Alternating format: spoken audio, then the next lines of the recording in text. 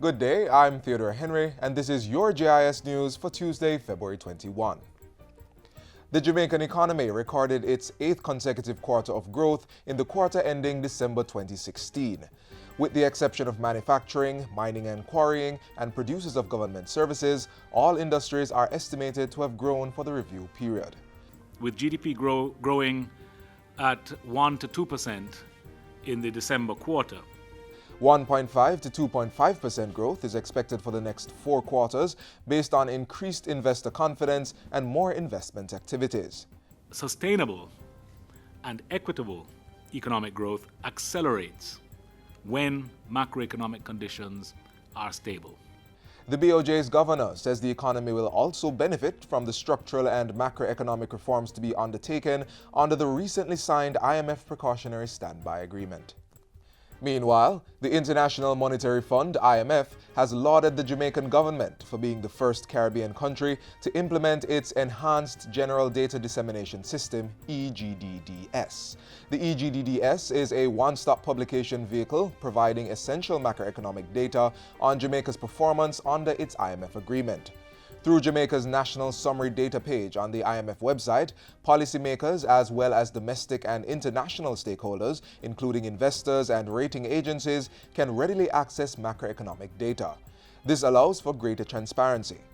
Jamaica's National Summary Data page can also be accessed on the websites of the Bank of Jamaica, Statin, and the Ministry of Finance. In a recent release, the director of IMF's Statistics Department said he was confident that Jamaica would benefit from using the EGDDS as a framework for further development of the island's statistical system. In the meantime, a team from the IMF is currently on the island conducting its first review under the 3-year Precautionary Standby Agreement.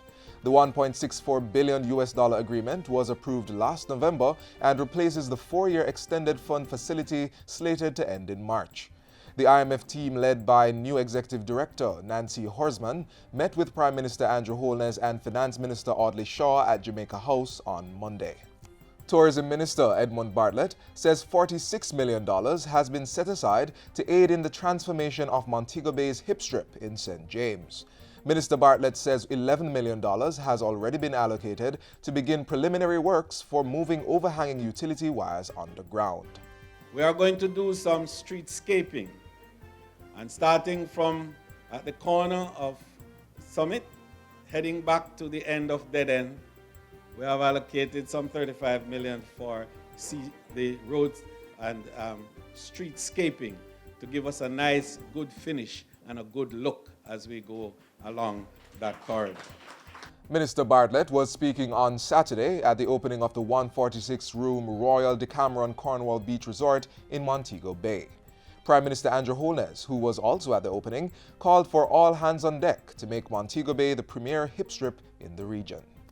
And we have the potential to be better than all of them.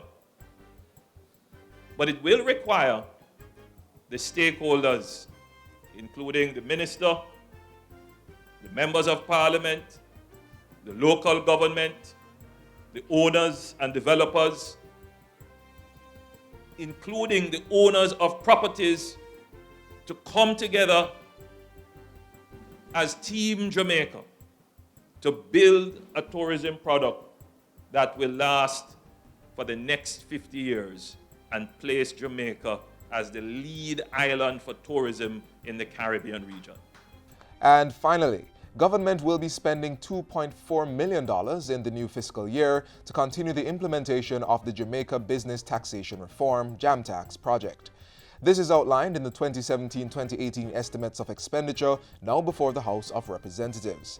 JAMTax is jointly financed by the Government of Jamaica and grants support from the International Finance Corporation. It's being implemented by the Ministry of Finance and Public Service. The aim of the project is to improve the regulatory, institutional, and administrative framework for business taxation by reforming the tax appeals process and legislative support. This year's target includes reviewing the legal framework for business taxation and the legislation governing small and medium-sized enterprises (SME) taxation. The project, which was initially extended to December 2016, will run for another 7 months until August 2017. And that's it for JIS News today. I'm Theodore Henry. Thank you for watching.